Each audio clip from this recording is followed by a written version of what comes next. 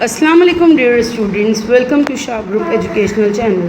So students, in today's video we are going to discuss the MCQs of unit number 8 reading text, that is Ghazi's Diary.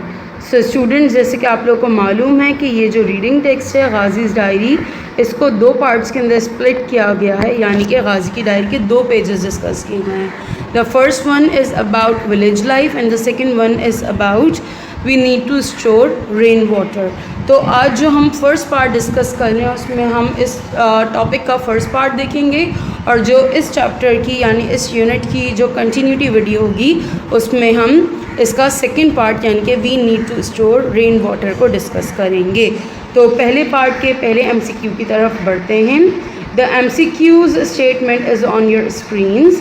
Statement आपको दी हुई है कुछ यूँ कि गाजी loved writing about his. गाजी को अच्छा लगता था, वो पसंद करता था लिखना. किस चीज़ के बारे में? किस चीज़ के बारे में लिखना पसंद करता था? ऑप्शन से feeling and experiences, feelings and emotions, way of living, lifestyle. So किस चीज़ के बारे में लिखना वो पसंद करता था? इट्स ऑप्शन ए यानी कि फीलिंग्स एंड एक्सपीरियंसेस. जो भी उसकी फीलिंग्स होती थी वो सारी चीज़ें अपनी डायरी में लिखा करता था. इसी तरीके से जो वो एक्सपीरियंस करता था अपनी लाइफ में वो सारी बातें भी अपनी डायरी में नोट डाउन किया करता था. Next statement, Ghazi often road things in his.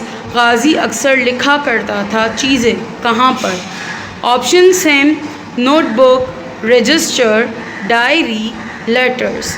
सो इस MCQ का करेक्ट आंसर क्या है? The correct answer is option C यानी कि डायरी. नेक्स्ट स्टेटमेंट देखते हैं. The statement is Ghazi wrote about village on. गाजी ने अपने विलेज के बारे में लिखा. कब लिखा? ऑप्शंस आपको दिए गए हैं 10th जनवरी 2015, ऑप्शन 2 10th फरवरी 2015, ऑप्शन सी 10th मार्च 2015, ऑप्शन डी 10th अप्रैल 2015. So the correct answer is, अगर आप अपनी बुक में देखें तो जहाँ पे ये टॉपिक स्टार्ट हो रहा है पूरा पेज येलो है, वाइट के उन्होंने बैकग्राउंड के साथ ये जो है उसका टॉपिक प्रिंट किया है. तो उसमें सबसे ऊपर ही जो लेफ़्ट साइड पर अगर आप देखेंगे तो वहाँ पे डेट, डे एंड टाइम दिया गया है. तो उसके अकॉर्डिंग जो डेट है वो क्या है? वो है 10th फरवरी 2015. नेक्स्ट स्टेटमेंट देखते हैं. Ghazi was desperately missing is. Desperately का मतलब है शिद्दत से, बेचैनी से, बेताबी से मिस कर रहा था. किस चीज़ को मिस कर रहा था? ऑप्शंस दिए गए हैं आपको सिटी, टाउन, कंट्री, विलेज. अपनी किस चीज़ को मिस कर रहा था? So he was desperately missing his यानी कि विलेज. वो अपने विलेज को मिस कर रहा था.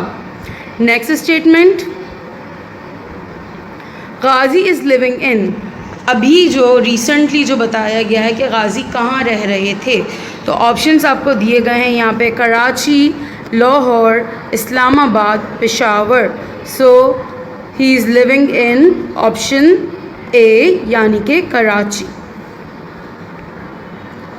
Next statement is Ghazi wish that he could get into a time machine and go back. Ghazi की ख्वाहिश थी कि मशीन के अंदर जाए, बैठ जाए और वापस चला जाए. कितने ईयर्स वापस चला जाए? ऑप्शंस आपको दिए गए हैं 40 years, 50 years, 60 years, 70 years. So इसका करेक्ट आंसर क्या है? The correct answer for this statement is option C यानी कि 60 ईयर्स. वो टाइम मशीन में बैठ के 60 साल पुराने जाना चाहता था और अपना विलेज देखना चाहता था. शाहजी कॉलेजिएट ला रहा है आपके मुस्तकबिल को बेहतर बनाने का एक सुनहरी मौका. हर साल की तरह इस साल भी नहम 12वीं जमात के ग्रैंड टेस्ट का इनेकाद किया जा रहा है. स्टूडेंट्स की कामयाबी को यकीनी बनाने के लिए मारूफ असातिज़ा और माहिर तालीम सर तौसीफ शाह की ज़ेर निगरानी में तैयार करदा एक ग्रैंड टेस्ट किट फ्राहम की जाएगी, जिसमें मौजूद हैं बोर्ड की बताई हुई स्कीम के मुताबिक मॉडल पेपर्स और तमाम मज़ाबीन के गेस्ट पेपर्स और MCQs। याद रहे स्टूडेंट्स, शाहजी कॉलेजिएट का ग्रैंड टेस्ट बोर्ड के एग्जाम से पहले आपके रिजल्ट को बेहतर बनाने का एक सुनहरी मौका है। तो फिर आएं शाहजी कॉलेजिएट के साथ अपने रिजल्ट को मजीद बेहतर बनाएं। रजिस्ट्रेशन के लिए अपनी करीबी शाहजी कॉलेजिएट ब्रांच से राब्ता करें।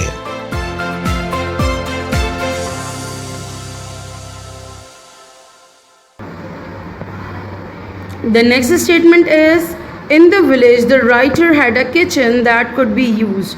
कह रहे हैं कि विलेज के अंदर जो उनका घर था, यानी गाजी का जो घर था, उसके अंदर किचन था और वो किचन किस तरह से इस्तेमाल किया जाता था। ऑप्शंस दिए गए हैं आपको, सेपरेटली, कॉमनली, इंडिपेंडेंटली, अलोन। सो इसका करेक्ट आंसर है ऑप्शन बी, यानी कि इसमें चैप्टर में बताया गया था कि उनकी जॉइंट फैमिली थी, उनके ग्रैंड पेरेंट्स, उसकी अनमैरिड आंट्स और उसके अंकल और आंट जो हैं वो रहा करते थे उनकी फैमिली के साथ, और जो भी वो किचन इस्तेमाल करते थे वो एक ही किचन था, यानी कॉमन किचन यूज़ किया करते थे। Next statement, in village people of all ages comfortably sat on the floor which exercise there। किसी भी उम्र के लोगों, चाहे ज़ईफ़ लोग ही क्यों ना हो, वो भी बहुत सुकून से, बहुत आसानी से ज़मीन पर बैठ जाया करते थे। तो उससे क्या क्या चीज़ थी, उनका कौन सा बॉडी पार्ट था जिसकी एक्सरसाइज हुआ करती थी। ऑप्शंस दिए गए हैं आपको, आर्म्स, माइंड, एल्बो, नीज़। तो इससे उनके नीज़ यानी कि घुटनों की एक्सरसाइज हुआ करती थी। तो यहाँ पर ऑप्शन डी जो है वो आपका करेक्ट आंसर है। नेक्स्ट स्टेटमेंट की जाने बढ़ते हैं। Villagers did not need any vehicle for travelling, they just. Villagers को, गांव के लोगों को किसी भी व्हीकल की ज़रूरत नहीं है सफ़र के लिए। वो क्या क्या करते थे। ऑप्शंस आपको दिए गए हैं, walked, hopped, jumped, ran. So इसका करेक्ट आंसर है दे जस्ट वॉक्ड, यानी कि option A. Next statement, there is a meeting place in every village for men is. मर्द हजरात की जो मिलने की जगह है विलेज में, उस जगह को क्या कहा जाता है। ऑप्शंस दिए गए हैं आपको, वेल, मार्केट, चौपाल, औता। So the place is called option D, यानी कि otaq. Next statement, the village well is the meeting place for. जो गांव का वेल यानी कि कुआं है वो किसके मिलने की जगह है। ऑप्शंस आपको दिए गए हैं, वुमेन, मेन, चिल्ड्रन, फार्मर्स। तो विलेज वेल के ऊपर सारी जो भी गांव की ख़वातीन हैं वो जमा हुआ करती थी। तो इस तरीके से विलेज वेल मीटिंग प्लेस किसके लिए हुआ, for village women. Option A. Next statement, all the activities of village centred on people in the flash and blood, not people via. कह रहे हैं कि जितनी भी एक्टिविटीज़ हैं विलेजर्स की, वो सारी लोगों से लिंक है, यानी लोगों के साथ इंटरेक्शन उनका इतना ज़्यादा है और वो पीपल से कनेक्ट किस चीज़ के ज़रिए नहीं हो रहे।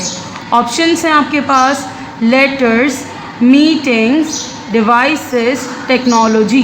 तो इसका करेक्ट आंसर है डिवाइसेस, यानी कि मोबाइल फ़ोन, टीवी, ये सब कुछ इनके पास नहीं है। वो जो भी चीज़ होती है वो उनका 1 to 1 या फेस टू फेस इंटरेक्शन या कम्युनिकेशन के ज़रिए होता है।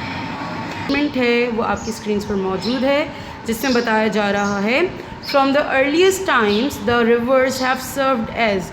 पुराने ज़माने की या शुरू से हम कदीम ज़माने से बात करें तो जो रिवर्स हैं वो किस तरीक़े का काम करते रहे हैं, किस तरीके से लोगों को सर्व करते रहे हैं।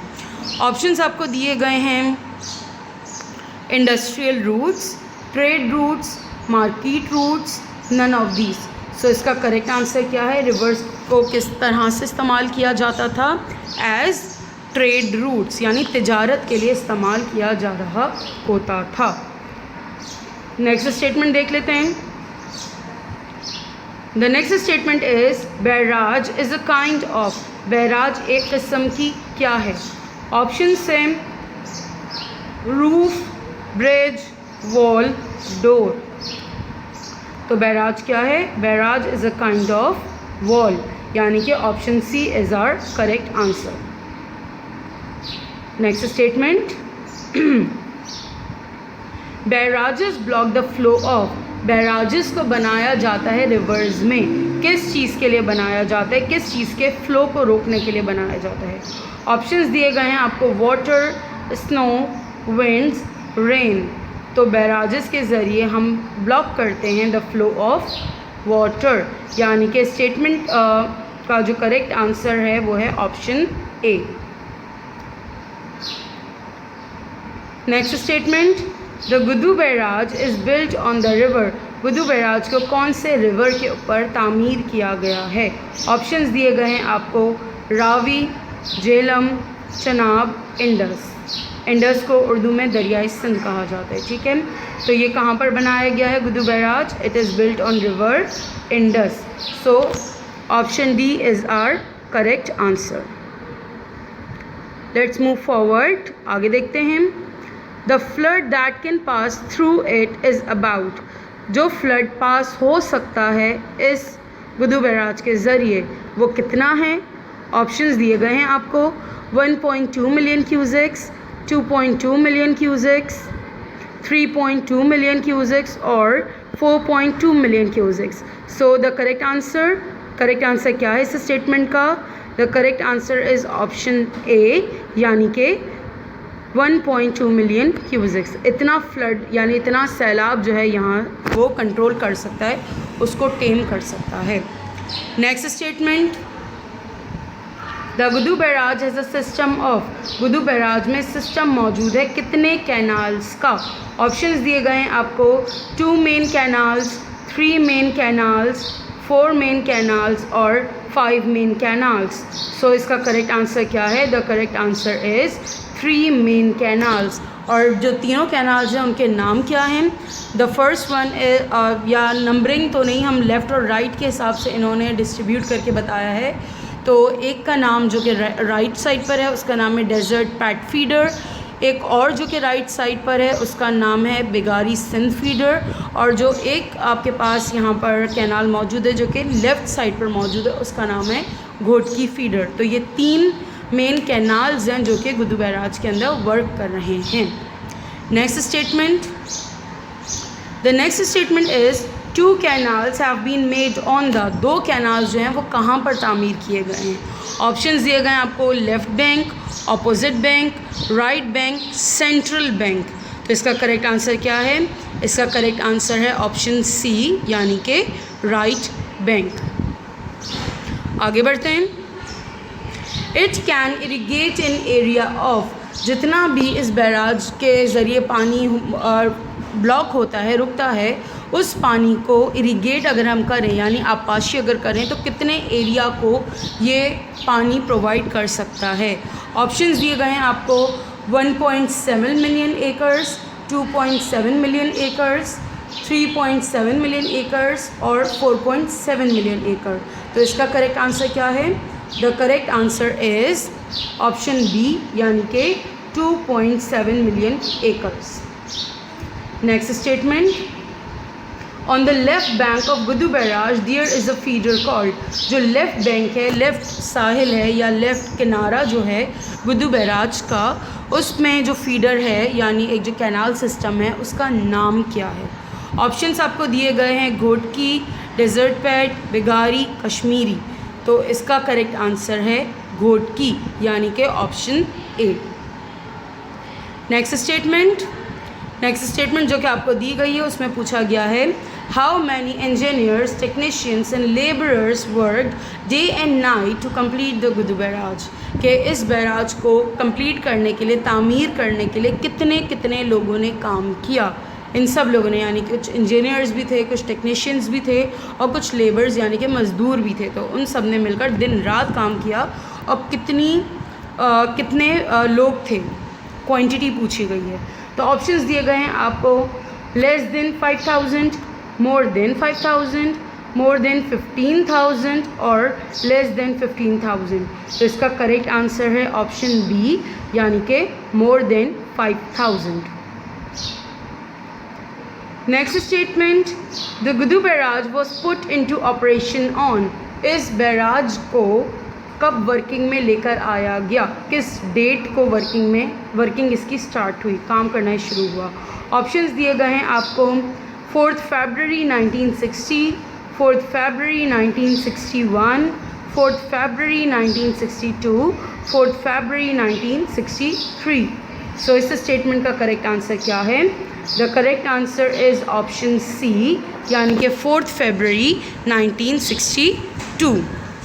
सो स्टूडेंट्स, ये था आपके पास यूनिट 8 का रीडिंग टेक्स्ट. इंशाल्लाह नेक्स्ट वीडियो में हम आगे जो इस यूनिट की पोएम्स हैं उनको डिस्कस करेंगे. टिल देन अपना ख्याल रखिएगा. अल्लाह हाफ़िज़.